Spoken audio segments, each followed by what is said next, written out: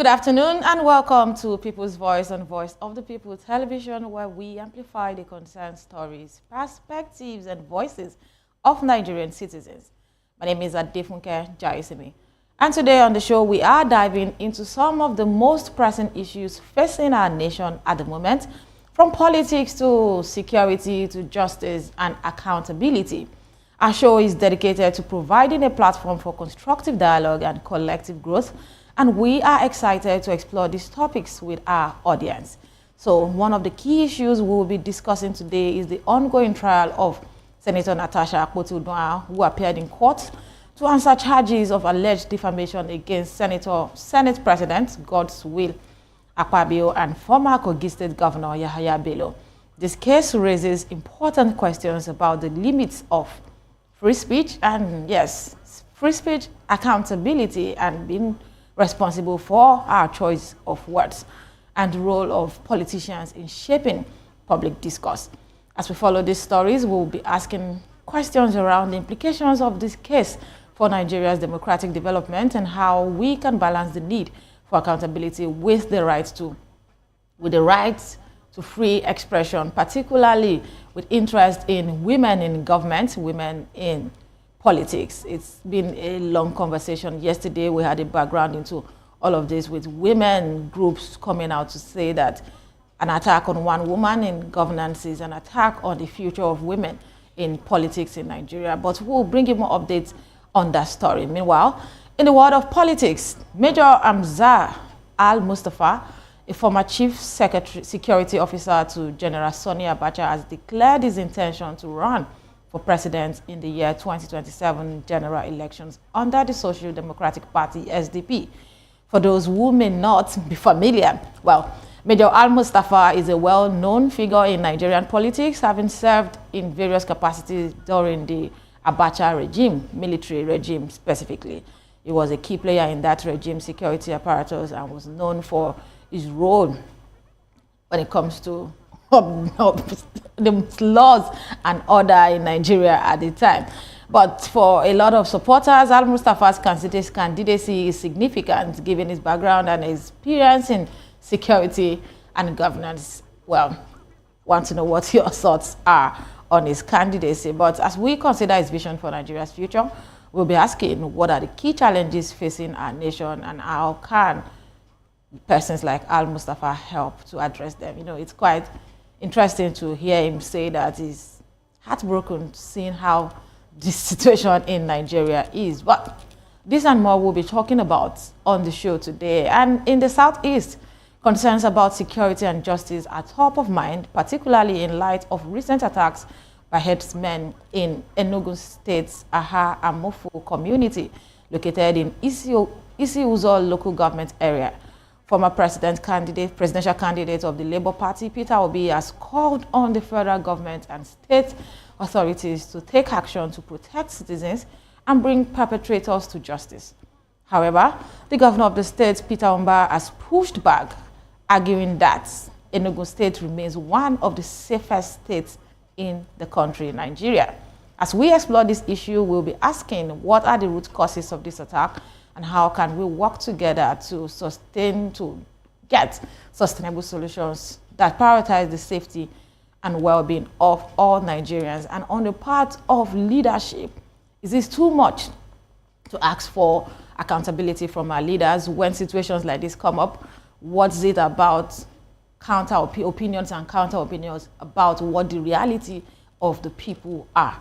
And finally, on the show today, the trial of Nnamdi Kanu, the detained leader of the indigenous people of Biafra, Ipob, has resumed in Abuja with revelations about the significant loss of lives among security agents in the Southeast region. This case raises complex questions about security, justice, and the role of non-state actors in shaping Nigeria's political landscape. As we follow these stories, we'll be asking what's the implication of this trial, this endless trial for Nigeria's security and stability, and how can we work towards a more peaceful and inclusive future for all citizens. There are just few These are just few of the issues in the news that we'll be exploring on today's show, and would like you to please be a part of the conversation. Join us as we dive deeper into these topics and more, and work together to build a brighter future for Nigeria. So the number to call is 090-447-32605. You can follow us on social media at Voice of the People TV and tweet us using the hashtag People's Voice on VOP TV. On YouTube, we are Voice of the People TV. Kindly hit the subscribe button and let's make our voices heard and shape the narrative that affects every one of us. It's time to go on a break. We come back stronger as we dissect these issues and more on People's Voice. Please stay with us.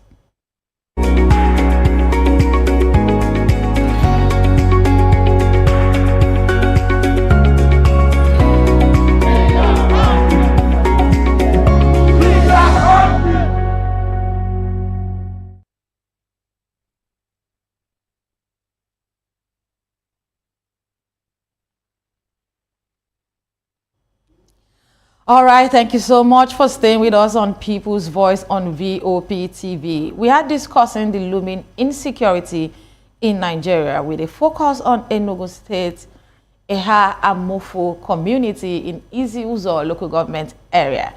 This community has been experiencing heightened insecurity due to attacks by suspected herdsmen who share a border with Benue State, according to reports, another area that is currently plagued with similar attacks. The recent incident is alarming, with a lot of citizens complaining. Just last week, armed herdsmen attacked the Imbuji community, killing 3 farmers and injuring several others. And the attack has left the community in shock, with video clips showing one of the victims slaughtered inside his rice farm, which is a very sad one. Pray that his soul find peace. There were also reports of coordinated attacks by herdsmen in Agu Amede and Umbuji communities, resulting in multiple deaths and displacement of community members. But some reports have suggested over 10 bodies have been recovered so far, with many more people still missing. But community leaders have expressed deep concerns about the slow response of security agents, who often arrive after the attacks have been successfully carried out. In some cases, security agents have been accused of disarming the community members, leaving them vulnerable to further attacks. This has led to a sense of abandonment and frustration among the good people of Aha Amofo. In contrast, which many find disappointing, the Enugu State Governor, Peter Umba, has claimed that the Enugu State in the south region of Nigeria is one of the safest states in Nigeria at the moment, attributing alleged insecurity to false narratives on social media. However, community leaders and residents have also come out to dispute his claims, saying that the ongoing attacks and lack of effective security measures in the country is doing more harm to its citizens. But yes, we have the presidential candidates in the 2023 Labour Party's candidate, Peter Obi, and who also double as the former governor of Anambra State. He has taken a different stance on this issue. He condemned the attack, describing them as heartbreaking and a stark reflection of Nigeria's growing insecurity. Obi also emphasized the need for permanent solutions to resolve peace and safety in the affected community. In his words, "My heart breaks for the Aha Amofo people who are grieving and for those still searching for their missing loved ones." He said these killings must stop. We cannot continue watching communities bleed without justice or protection. He also called on the government to prioritize the safety of citizens, particularly vulnerable rural populations, and take decisive actions to address the issue of herdsmen attacks. The people of this community are crying out for help, and it's imperative that their concerns are heard and addressed. And the situation in Aha Amofo also highlights the broader security challenge currently facing Nigerian communities, particularly rural areas. Thousands of community members have been displaced, and many are still living in fear of future attacks. There's a pressing need for increased security presence and more effective response to attacks. The federal government has been urged to take decisive action to address this issue of herdsman attacks and ensure the safety of the community. Yesterday, the president was in Benue to visit, saying that is here to govern for politicians, for governors, and everybody within the corridors of power. It's about governance and not to bury the people. But how many more condolence visits are we going to look out for? How much more do we need to wait tired and helpless? Because a lot of people who have found themselves in these communities are actually tired.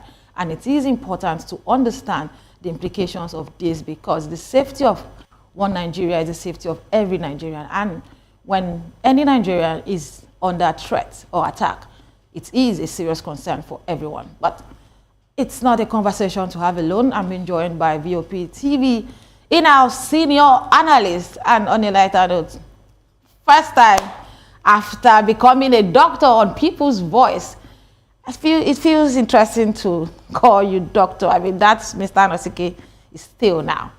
Dr. Peter Anosike, good afternoon. Welcome to the show. Thank you for having me. Thank you for having me. Again, let me establish that Dr. Anosike is a multifaceted personality with expertise in development economics, a political and public affairs analyst. And we will be discussing the recent attacks in Enugu State's communities and the broader security challenges facing Nigeria at the moment. Dr. Anosike's insights on this topic will be invaluable, so let's dive right in.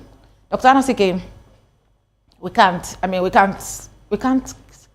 have enough of this conversation. Security is very, very important because there's no alternative when it comes to security of lives and properties.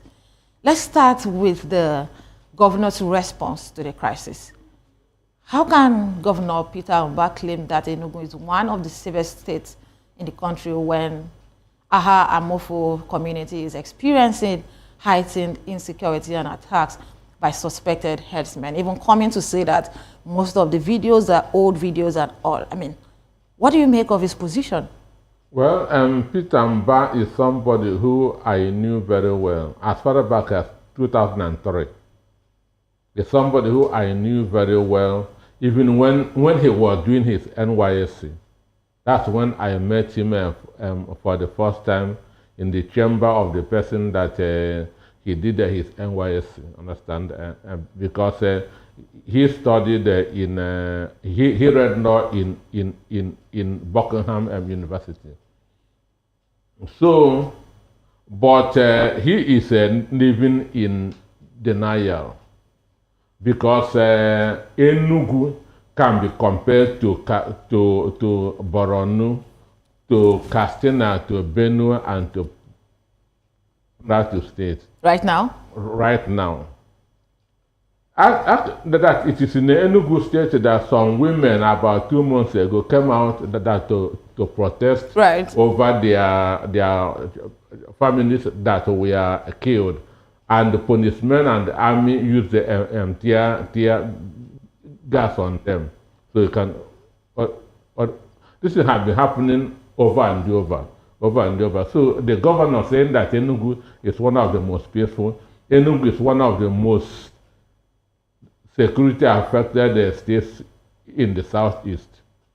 But he is claiming that in the whole of Nigeria, Enugu can be called one of the safest states in the country. I can tell you that in the southeast, just that 5 states, after Imo, it is Enugu. Right now, we've had a little bit of calm in Imo State. Enugu is now #1 with regard to insecurity. Understand? We have had calmness in Imo and in Anambra since the arrest of these native doctors and so forth. So, but when you talk of peace, the most peaceful state in Southeast now is Abia.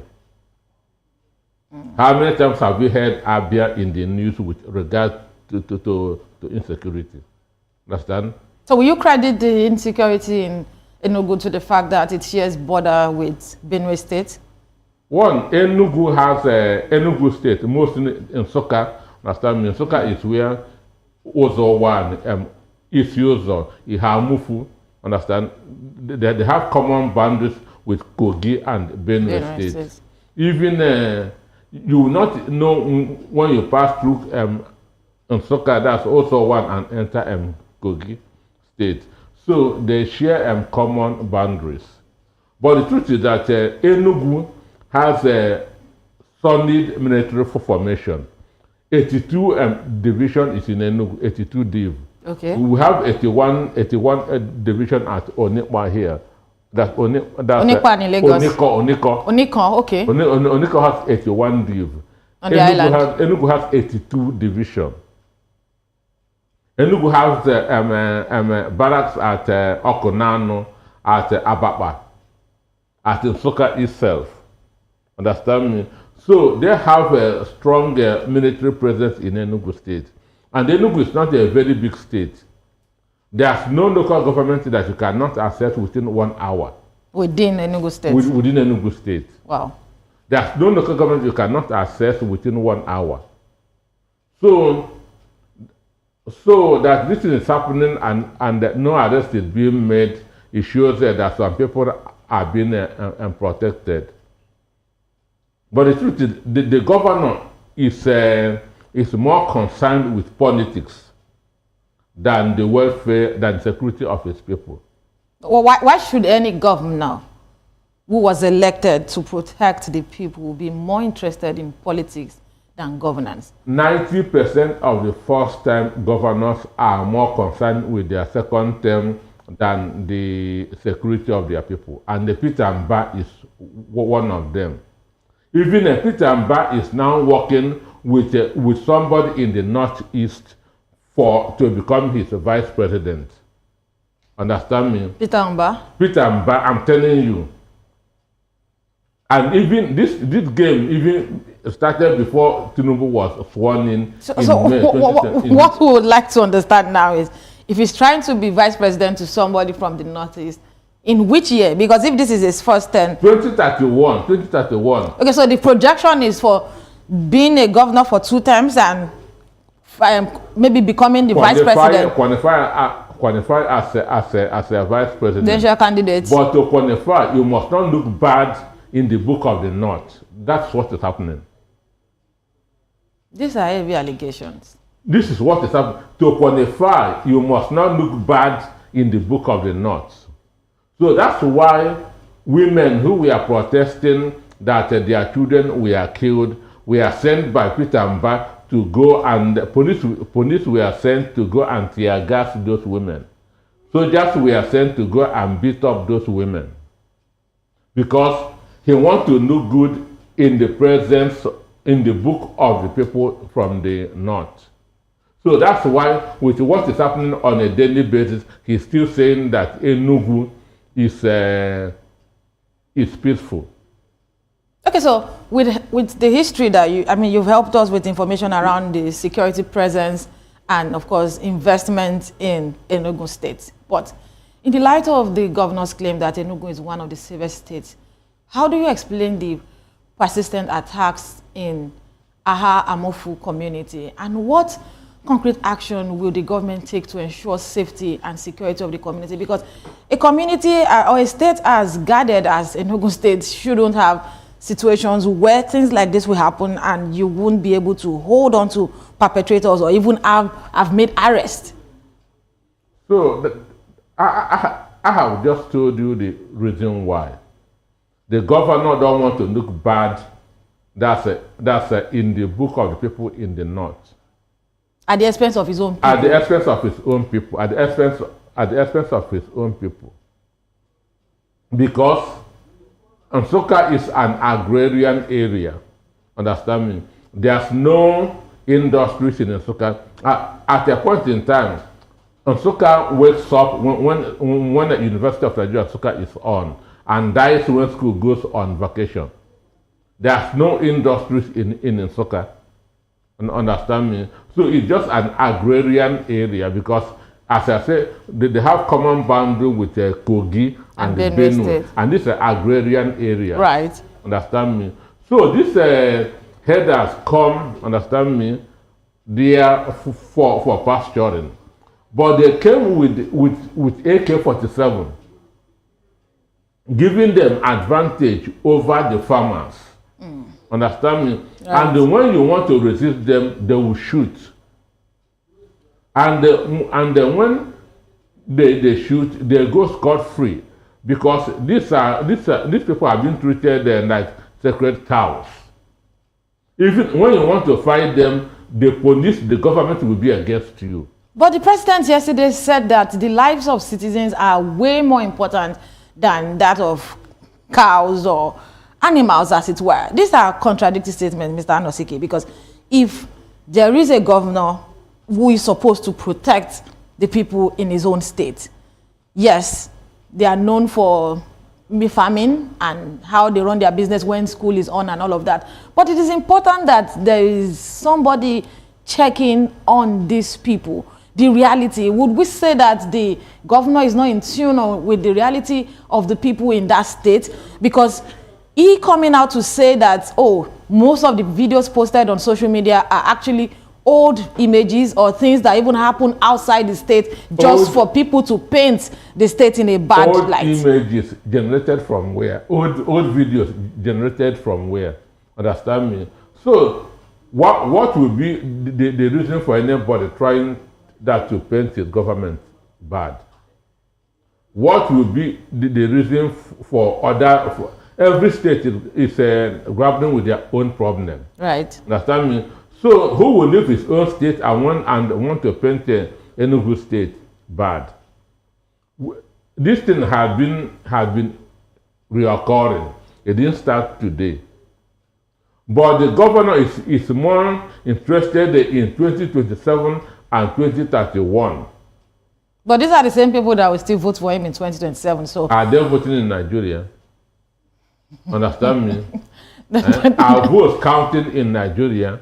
So all they need is let them get all the tickets with the belief that once they get that ticket, they have win. But when they get the tickets, the tickets are usually for different political parties. So something has to happen for you to emerge as governor. No, I say one.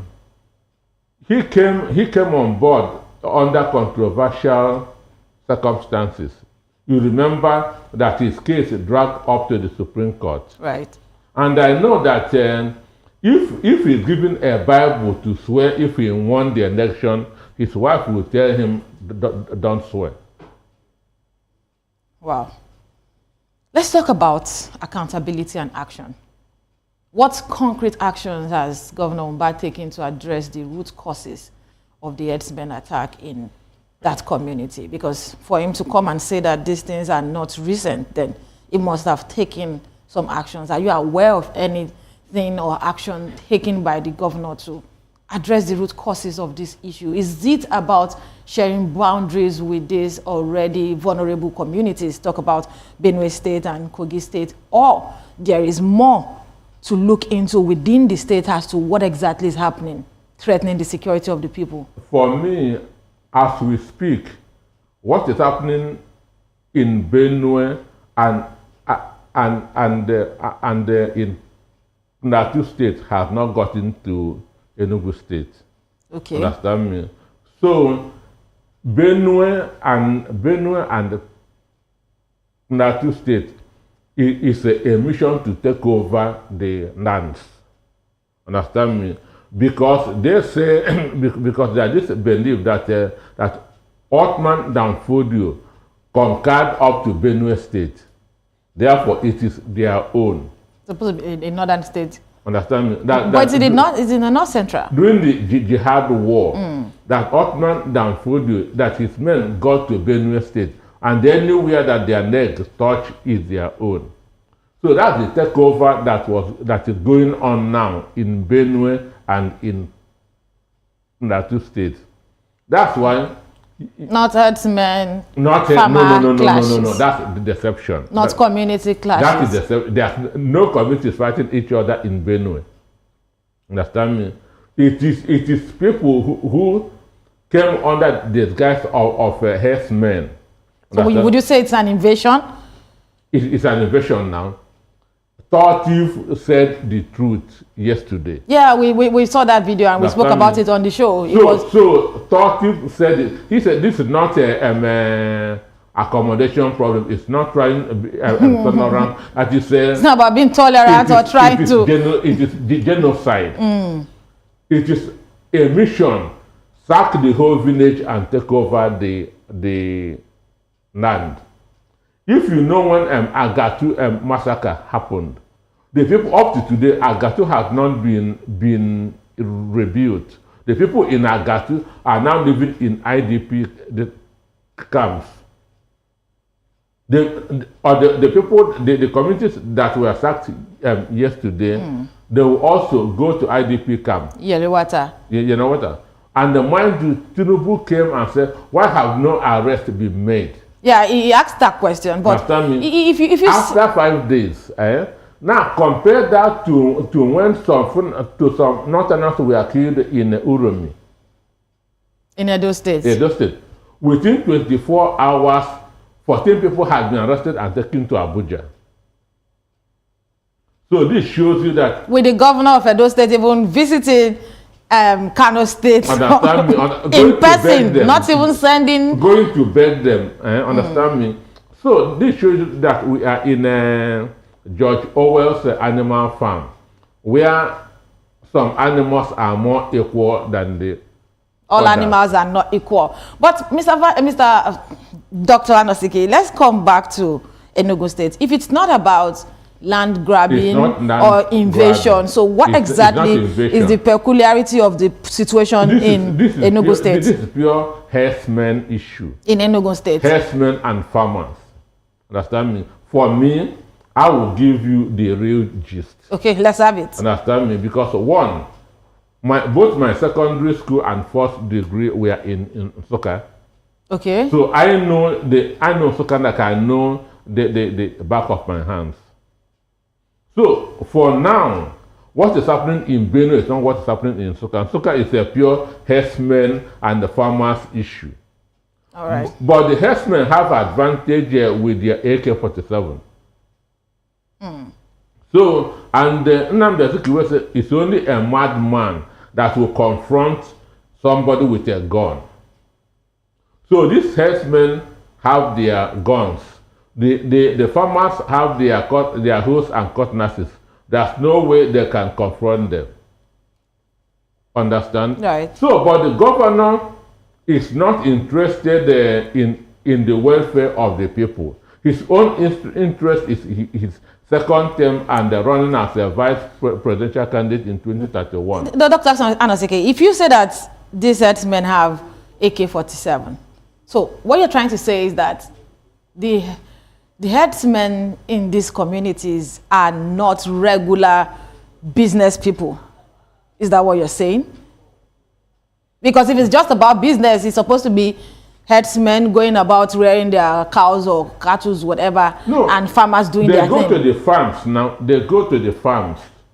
Understand? Their cows eat leaves now. Where do you see this leaf? It's in the farm.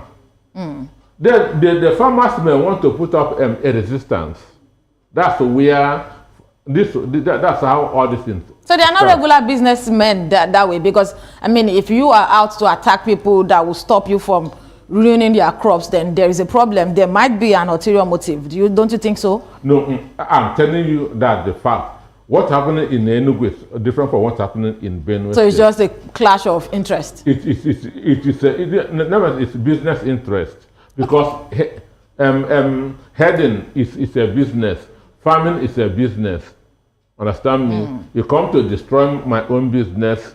To groom yours. Understand me? Yes, to promote yours. I will not want you to do it. Understand me? Okay, so if the governor insists that the state is one of the most peaceful in the country, how then does it plan to hold security agencies accountable for their response to the crisis? Responsibility is the beginning of wisdom. Responsibility. Accepting responsibility, accepting your mistakes, accepting your failures. If you don't accept responsibility, you will not want to make amends. You will not want to make correction. Right. Now, people are mourning in Enugu State. He said that Enugu State is one of the most peaceful. How do you now want him to go and find what is happening? They say if it's not broken, there's no need to mend. Understand? So he has refused to take a responsibility, and within the next, before the end of the month, you will see another mourning in Enugu State because the governor has refused to take responsibility. So how does, where's the position of community trust in all of these things and support for displaced persons? I mean, if people have been displaced, what support system are in place for them? The governor is not feeling what they are feeling. Does it not reside within the state? Because from your description, the state is not even too big for you not to have an idea of what is happening. Excuse me, let me give you that an instance. When I was in the university, understand? I was a purchasing manager to a printing company. So early in the morning, I woke up by 5 from Nsukka, go to Enugu, buy what we needed in the printing press for the day, come back by 8, I'm going to my lectures, by 8 in the morning. So this shows you... You leave that same morning and by 8... By 5 a.m., I will leave to Enugu, come back before 8. Understand me? Drop what I bought from Enugu, go for my lectures. This shows you how near. This is just an hour. Okay, we hope that the governor listens to the people. No, that he will stop pretending. That's what it should be telling him, to stop pretending and face the reality. Enugu people are dying. That's avoidable death. And unjustly, because if that's the reality of the people, it's important that the governor looks inward and understands the difference between politics and governance. The lives of the people, the lives of the citizens of those communities is important as the life of the people within the corridors of power. But our sincere condolences are with the people of Enugu State. It's quite sad. But we'll go on a break at this point. When we return, we'll come to talk about the trial of Nnamdi Kanu. Please stay with us.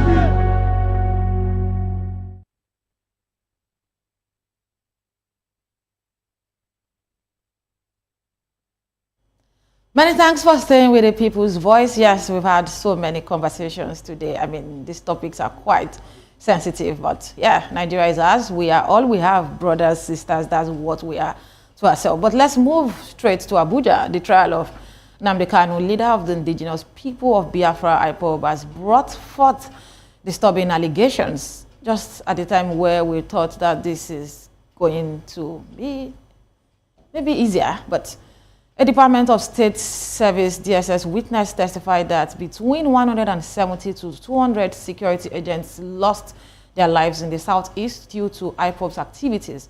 The witness also detailed the killing of Ahmed Gulak, a former aide to the former President Goodluck Ebele Jonathan, allegedly by Ipob members. The key points from the trial are deeply concerning. According to the DSS witness, Ipob members directed by Kanu attacked security operatives and engaged in violent activities, including killing and destroying public properties. This has also led to a significant loss of life and breakdown of law and order in the region. Furthermore, the witness revealed that the National Broadcasting Commission, NBC, did not issue a license to Nnamdi Kanu to import a radio transmitter for Radio Biafra, and that the transmitter was allegedly smuggled into the country without any form of approval. One of the most disturbing aspects of the trial is the alleged use of human heads for burial rites. A member of the Eastern Security Network, ESN, Uzoma Benjamin, aka Onyehame, allegedly claimed that Kanu directed them to kill security agents and sourced 2,000 human heads to bury a deceased member, a consul, although only 30 were eventually sourced. The witness also testified that ESN members used human heads to prepare charms for their protection, which is a deeply troubling and inhumane practice. The prosecution has closed its case and the defense is set to file a no-case submission. The trial has sparked international concern, with U.S. officials observing the proceedings and expressing concern over the perceived injustice and politicization of the trial. The outcome of the trial will have significant implications for the region and Nigeria as a whole, and it remains to be seen how the court will rule. Then, I still have with me in the studio Ms. Dr. Peter Anosike. Dr. Peter Anosike, I mean, you got the details of my introduction. Given your expertise in development economics, how do you think the trial of Nnamdi Kanu will impact the social economic development of the Southeast region, particularly in terms of investment and stability, looking at the claims and evidences in the courts? Well, where there's no peace, there can never be development. And I strongly believe that Nnamdi Kanu is being persecuted, not prosecuted. Persecuted, not prosecuted. Yes, he is being persecuted. So Nnamdi Kanu is a prisoner of conscience. And I'm also of the strong view that if Nnamdi Kanu is released today, the tension in the Southeast will reduce. I say reduce, it does not mean that it will come to an end. Understand me? It will reduce. This agitation will reduce. But those who are saying that once Nnamdi Kanu is released, there will be no more violence in the East, that are not telling all the whole truth. Because there are criminal elements in the Southeast. There are kidnappers in the Southeast. Like every other part of the country. Like every other part of the country. So Nnamdi Kanu release will not stop them from doing what they are doing, because that's the way they are getting their means of livelihood. So for those for the duty of a prosecutor is to argue to win. Exactly. The duty of the defense counsel is to defend, to make sure that his own client goes scot-free. So the person that is fabricating all those things, they have closed their case now, or there will be cross-examination. You said fabricating that 2,000 heads were asked for. Understand me? I hope that he will be able to bring evidences of that. Understand? Where Nnamdi Kanu is asking for 2,000 heads. Understand me? And the person that say that they got 10 heads, he will also come out and said only 30 heads were sourced. So, which means they killed 30 people. Isn't it? Well, that's what it means now. There's no way you have 30 heads without killing the people. They killed 30 people. So he will also bring evidence where Nnamdi Kanu was telling him, go and get 2,000 heads. Whether he came to DSS office and Kanu, because Nnamdi Kanu was already in prison when that guy was killed. Yeah, so in all of these allegations, does the name Uzoma Benjamin Onyeami, is it a familiar name? I don't know. Okay. I'm not familiar with the name. But for the issue of Gunak, understand? So every knowledgeable Nigerian knows that is just a waste of time. Understand? Because of course, though this is even away from Gulak's case. This is after the death of the Ikonso and being buried and allegations. And I mean, you've said that whoever feels or said that they were asked to produce 2,000 human heads, we hope they will be able to come up to defend that claim. Just like those who are saying that Nnamdi Kanu incited violence, which is Radio Biafra. People listening to Radio Biafra, understand me? I listen to Radio Biafra, but I have not killed anybody. Do you understand me? Right. So that person who listening to Radio Biafra and go and killed should be arrested and charged for murder, and if found guilty, should be sentenced to death. He cannot he cannot say it is what he heard over the radio that made him to go and kill somebody. No, he's not the only person that heard that thing on the radio. I heard it too, but I did not go and kill anybody.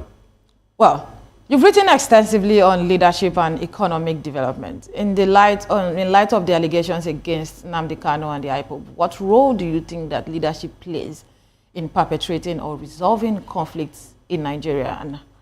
And one, in the East, the governors are, there's a failure of leadership in the Southeast. Understand me? And when there's a vacuum, a lot of things come inside. Okay. So there's a failure of leadership on the part of the governors. Because as we speak, people are obeying non-state actors than obeying the governors. Imagine non-state actors will say, observe, sit at home. The governor will say, go out and do whatever. Yeah, go about your businesses. Understand me?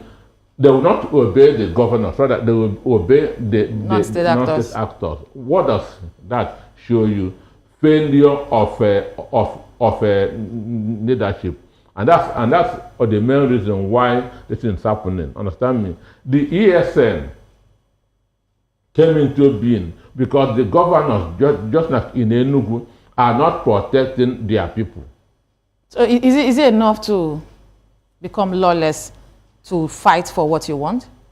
No, anybody that takes law into his or her hand should pay for it.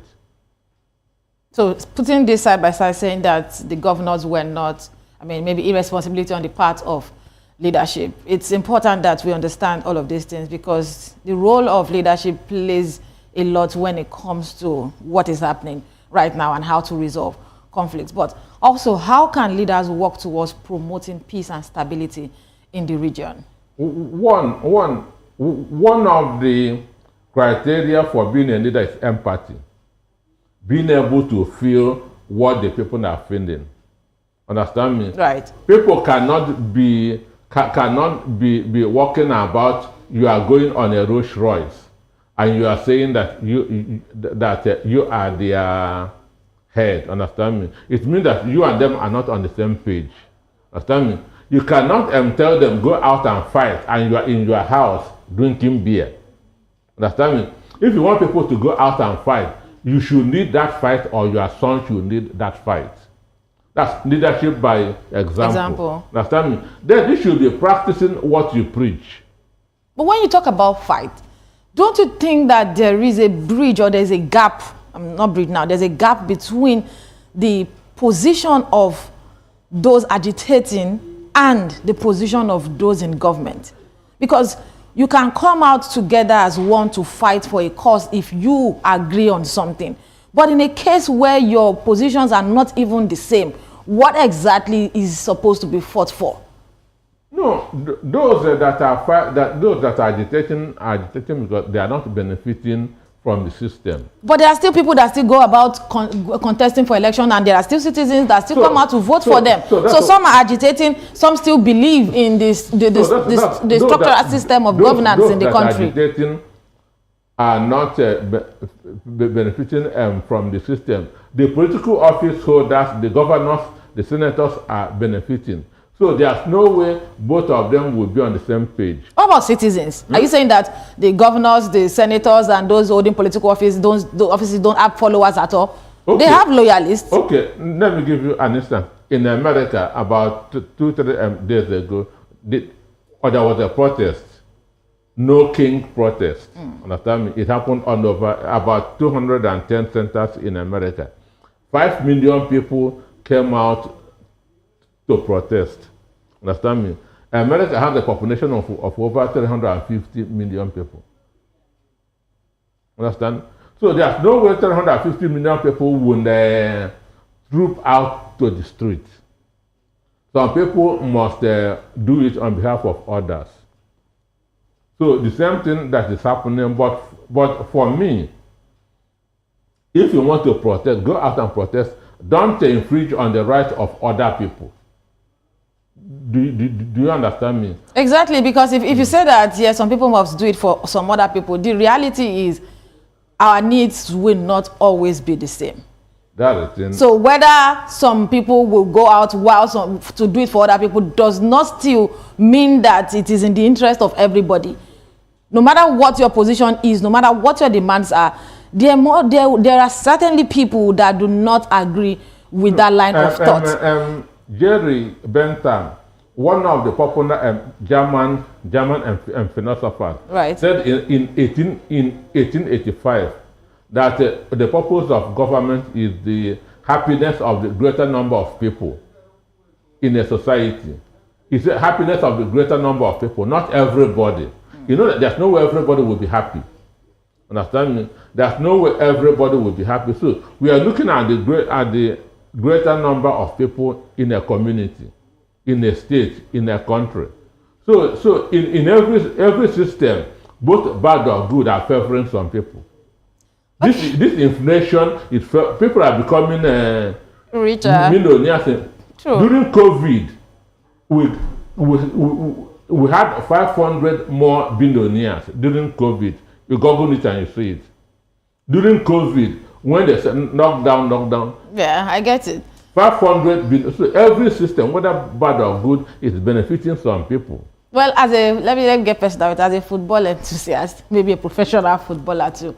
Let me get your insight on teamwork and collaboration. What strategies would you propose for promoting dialogue and reconciliation between different groups within the Southeast at this very crucial time? Or there's a saying that people united can never be defeated. So whatever is happening, there's need for unity. There's need to put the interest of the group first. Understand me? Instead of your own. But you see, some people will be doing something for their own selfish interest. Understand me? Right. Some people will be doing something for their own selfish interest. An instance, during between 2004 and 2006, when the Niger Delta militants were in operation, Atake Tom Pondo, Asari Dokobo has become billionaires from that protest. You see it? Right. So they were there, but for their own personal interest. And that's what happens everywhere. So can the people come together to agree on their position in the country right now? Do you think it's doable? It's very, very doable. It's very, very doable. If those who are to need it have the interest of the people at heart and not their own selfish interest. And if they are willing to come together to do this, what is the expectation from the federal government? Well, that's if you bring out a demand, understand me, it's now left for the government to look at it and see how it will benefit both the government and the people. Understand me? Yeah. No federal government will encourage secession. Sure. Understand me? No federal government will encourage it. All right. Thank you very much, Mr. Peter Anosike. Thank you very much, Dr. Peter Anosike. In conclusion, our discussion on the looming insecurity in Nigeria, particularly in Enugu State's Aha and Mofo community, has highlighted the complexities and challenges facing the region and Nigeria at large. The allegations against Nnamdi Kanu and Ipob, as well as the government's response, has also sparked intense debate and concern. We'll continue to follow these stories to bring you more updates, but let's continue to engage in constructive conversations and work towards finding solutions that promote the common good of the people. My name is Adefunke Jaisime, and that's how we wrap it up on the show today. Good afternoon.